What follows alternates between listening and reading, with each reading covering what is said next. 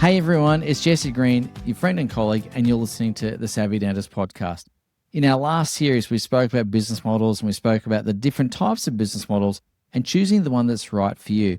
Now, in this particular episode, I want to talk to you about the biggest lever that you have in your practice. And it's not a marketing campaign or anything like that. It's actually whether your team know what you want. And so today I'm going to crack that open because communication breakdown isn't the real people problem. It's actually a system problem and we can fix systems. So please remember that your team are not mind readers. It's not their fault if you don't communicate. They can't use telepathy to understand what it is you're trying to communicate without you verbalizing it. So please understand, we want to make sure that our communication is tight so that we're all moving in the same direction and we're all working as one. So I want to introduce this topic by talking to you about my cat. We have two cats, Barry and Jason, and we have a dog, Kylie. And so Jason is this little black and white cat. He's half Siamese and half something else, and he looks like a tuxedo, basically. And he whines. For food, he whines, he talks, like all Siamese cats. He talks and talks and talks, and he's constantly making noise. And we know that he's hungry, and we put down dish after dish after dish. So we'll put down some fresh mince for him. He'll turn his nose up at that. We'll put down some cat food from a can. He'll turn his nose up at that. And then eventually we'll put down some dry biscuits and he'll start eating.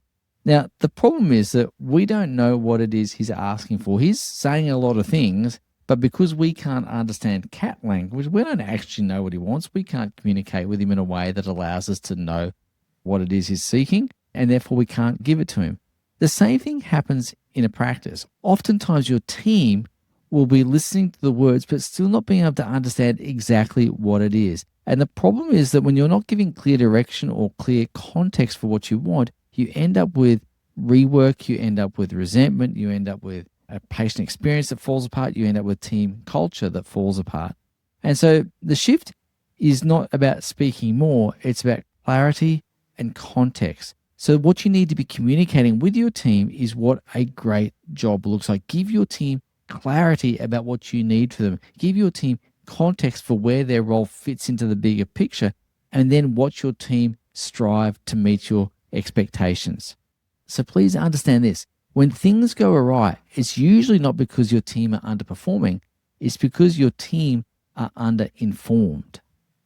So clearly communication is a really important part, not just in business, but in life. And particularly in high stakes environments, communication isn't optional. It's absolutely the difference between a hit and a miss. And so when I was in the Navy at sea, we would go out and we'd do exercises and we'd run drills, endless drills. And some of those drills would involve live ammunition or missile firings and so on and so forth. And so on a warship, every order is confirmed back to you. You don't assume, you always verify. The moment communication breaks down in a high pressure environment, people get hurt in that kind of context, right? So in a practice, it might not be life and death in that sense, but it is a high tempo environment. The patient is in the chair, the phone is ringing, the treatment plan is there to present, and there's no room for, I assumed you knew, right? You've got to make sure you're doing the right thing at the right time for the right people. So the Navy have a standard where you clarify, you confirm, you take ownership, and every role is understood. And the context of every role is understood. So the big challenge here is, can every person in your practice describe their role in a busy afternoon? Could they confirm the mission? Do they know what other people's roles are in that mission as well, so they know how they're fitting into the whole? So remember, the standard you set is the standard you get. And that is a really important thing to grasp, because the standard you communicate will be the standard that your team delivers upon.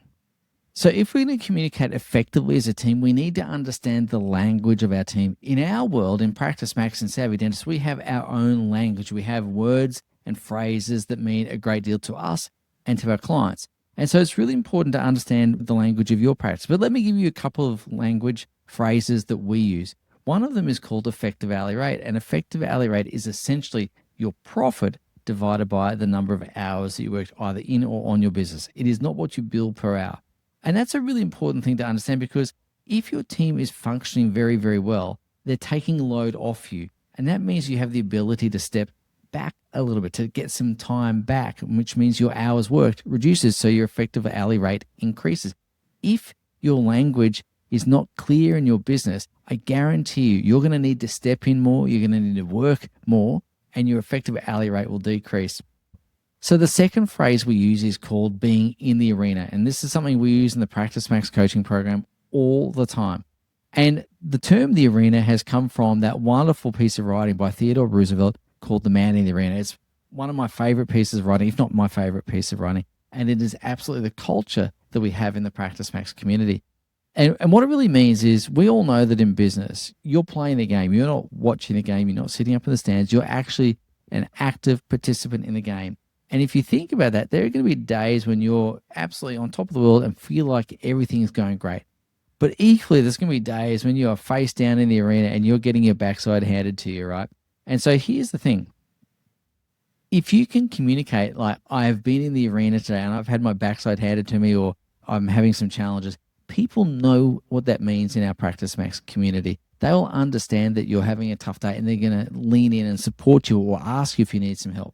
But equally, one of the things we'll also say is we don't take feedback from people who aren't in the arena. If you're not in the arena, then don't give me the feedback because you haven't walked a mile in my shoes. You don't know what it's like to be in the game itself rather than being an observer of the game. It's very easy to be an armchair expert rather than being an expert who's actually playing the game.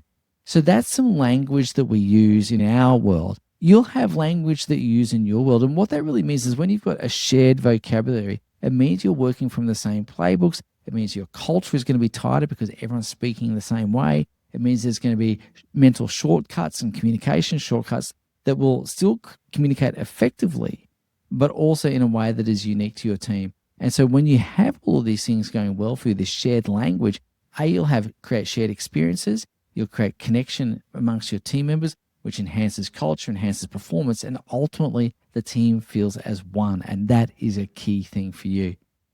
All right, so now that we've spoken about communicating effectively and having shared language around that, I wanted to shift into Q&A for a section. And we've got a question from Michael, who's in Melbourne, and he says, how do I get off the tools? I feel like I'm the ceiling in my own practice. Look, I want to say that this is a really common problem, and particularly for those practices in the $1.5 to $2 million mark. The core problem, of course, is you've built a practice around yourself where you're the product, you're the practice, you're the answer guy or the answer girl, and everything comes through you. So in order to get off the tools, there's really a 3-step process, and they're simple steps to understand, but a little more tricky to implement, but definitely worth it if you want to go ahead on that journey.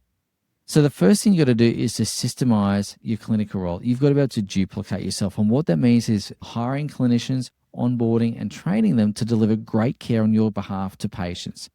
The second part is to be able to build a great support team who know what to do, how to do it, and can support you by supporting the clinicians. That allows you to be one layer back. They don't need to be micromanaged because they're independent and they're self-managing.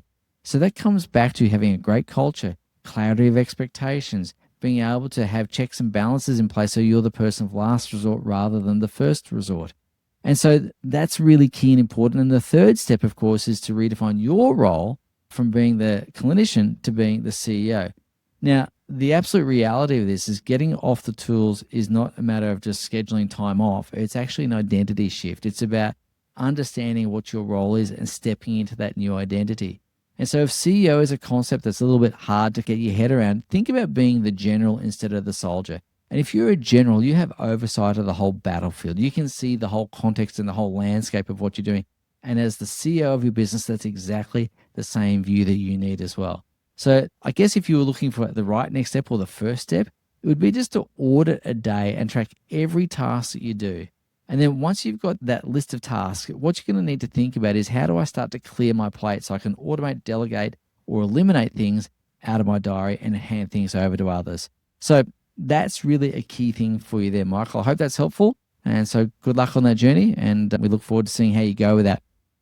All right, so that's it from today. Next week, we're going to continue the communication theme, and I'm going to be talking with you about a particular conversation that I see so many practice owners avoiding at all costs.